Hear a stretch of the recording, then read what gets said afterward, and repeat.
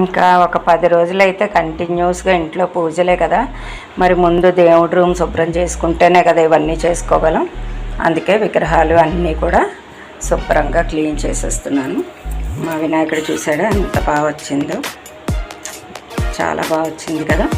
ఇవన్నీ నేను సిల్వర్ డిప్తో చేస్తానండి. ఈ సిల్వర్ డిప్ ఆన్లైన్లో కూడా దొరుకుతుంది. ఇది సిల్వర్ టిప్ ఆన్లైన్లో దొరుకుతుంది. నేను వైజాగ్ నుండి మా ప్రసన్నతో తెప్పించుకుంటాను.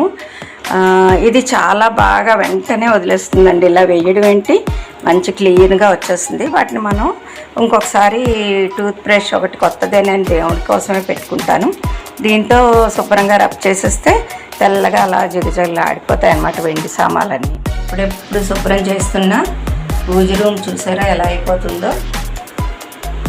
రేపు కొత్త మాస ఉగాది అన్నీ వచ్చేస్తున్నాయి. ఉగాది రోజు నుంచే మళ్ళీ నవరాత్రులు అది అవుతూనే శ్రీరామ కళ్యాణం. మన ఇంట్లో ఉన్న ఈ 4 పువ్వులనే ఇవాళ పూజా రూమ్ అంతా శుభ్రం చేశాను కదా, దేవుడికి అలంకరించుకుందాం.